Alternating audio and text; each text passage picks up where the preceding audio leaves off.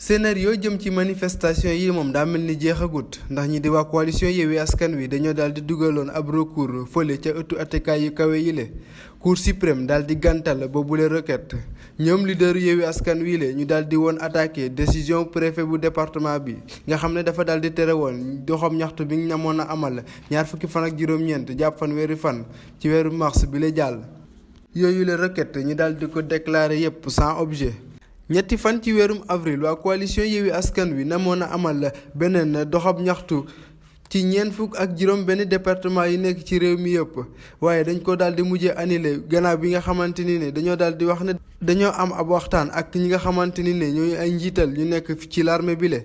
loolu waa direction de l'information et des relations publiques di ñëpp ñi ngi yor wàllum communication ci armée bi le daal di ko dàq te jàpp ne ñi di waa classe politique yi moom dañoo war a génnee armée bi ci seen débat politique yi le gërëm tamit le gouverneur Ousmane Kane et en même temps le colonel Matar et là ak ensemble ñi nga xam ne nii mooy force de sécurité gërëm ñi nga xam ne ni ñoo défilé yëpp gis naa ci xale yi commune bi ak anciens combattants yi mu nekk mbégte mu am solo ndax dañuy wax indépendance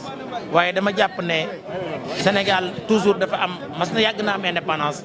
parce que suñu indépendance moo tax tey jii ñu deset suñuy valeur deset suñu diine deset suñu culture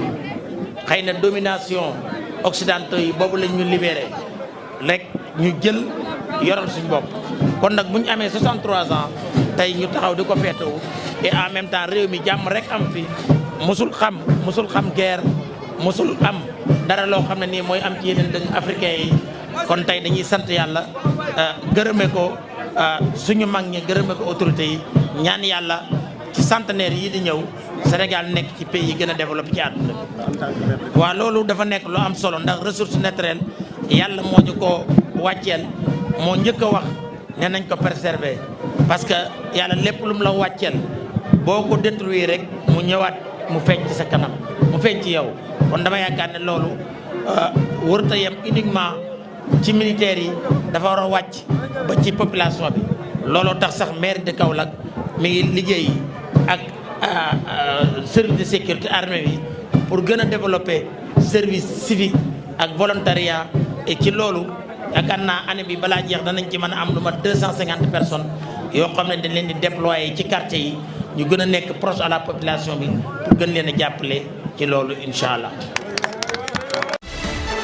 croissance économique ci réewi Afrique yi lee ñu daal di ci nemmeeku ab wàññite bu baax a baax bu ñu sukkandikoo ci waa banque mondiale ñoom ñu daal di xamal ne boobule croissance dina daal di jóge ci 3,6% ci atum 2022 dem ba ci 3,1% ci atum 2023 Afrique sax ñu daal di ko xaaj ci ay pàcc bu ñu sukkandikoo ci yooyu la données Afrique de l'Ouest ak Afrique centrale ñoom dinañ ci nemmeeku ab wàññite ndax dina jóge ci 3,7% ci atum 2022 dem ba ci 3,4% ci atum 2023 bu ñu sukkandikoo ci yooyu la prévision ba léegi ñi di waa Afrique de l'Est ak Afrique australe moom dina nemmeeku tamit ab wàññite ndax dana daal di jóge ci 3,5% ci atum 2022 dem ci 3,0% ci atum 2023 ngir jànnoo ak yooyu la blocage jëm ci lii di perspective de croissance ak li nga xamante ni ne moo di ay bor yi nga xamante ni ne dañuy gën di kawe réew Afrique yi le war a daal di amal li nga xamante ni ne moo di maintien stabilité économique ak li nga xamante ni ne moo di ay mobilisation jëm ci recette inférieure ngir ñu mën a freiner li nga xamante ni ne moo di inflation amal ay wàññite tamit jëm ci li nga xamante ni ne moo di ay bor ak li nga xamante ni ne moo di investissement productif mais tamit daal di continuer di aider ñi nga xamante ni ne seen loxo jotul ginnaaw jëm ci li nga xamante ni ne moo di dund gu cher gi le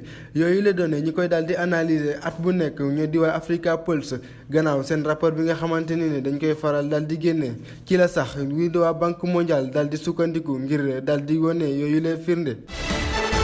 affrontement yi doon am diggante pêcheurs yi fare Mboro ak yu Kayar te ay nit ñu bëri daal di si jël ay gaañu-gaañu ak ay dégâts yu matériels yu vendredi yu ñu génn te ji si suba gi daanaka ay yëngu-yëngu amaat na encore ci commune bu Kayar ci fàttali nappkat yi fare Mboro ñu daal di jàpp seeni morom yu fare fale ci Gendar ñu daal di leen duma yi métti ci noonu ñu daal di yàq seeni gaal jàppante yooyu noonu sax daal di jur ay yàqu-yàqu yu bëri ay millions moo daal di si yàqu yoon daal di ci teg loxo ci lu toll fukk ak juróom nit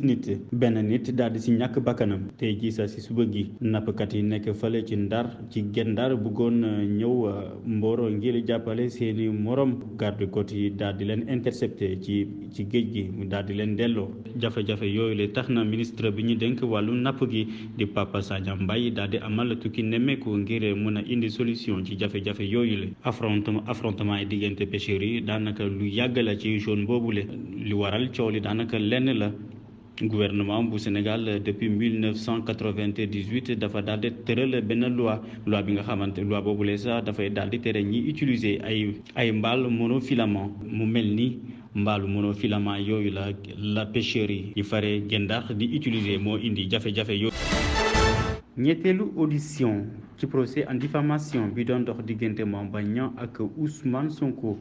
ci le 16 mars bi ñu génn te Ousmane Sonko daal di ci jëlee jafe-jafe ci wàllum wér-gu-yaram ci mi toll ni tembe yoon daal di ci teg loxo ñaari nit ku ci mel ni docteur El Hadj Mbagnick Ngom ak docteur Samir Simon Boulo kii di procureur moo daal di sàkku li ni mel ñaari médecin yooyu le kat ni ki démb ginnaaw bu ñu doon jàkkaarool ak juge bi ci sûreté urbaine moomee kat di sàkku ngir docteur yooyu le ñu daal di koy jëbal lii di dossier médical bu Ousmane Sonko ñaar ñooñu le kat daal di lank carré ñoom nag seen kaddu gi daanaka dañ ko daal di tënk ci benn kaddu mooy secret médical docteur Ngom ñu daal di koy placer en garde à vue docteur Boulos moom daanaka avocat moo ko daal di représenté ci kanam juge bi mu fësal ni kat clientam yaramam mi dafa daal di sutante ci noone mu daal di indi benn certificat médical ci boobulee dossier di tentative d'empoisonnement bu leader bu Pastef di Ousmane Sonko responsable bu Pastef bile di Yarga Sy moom sax yoon daal di koy placé di mandat dépôt Ousmane Sonko di ñaawlu boobulee doxalin di xam ne ni kat moom Yarga Sy sax kooku dafa di nit boo xamante ne daf ko gën a jege lool.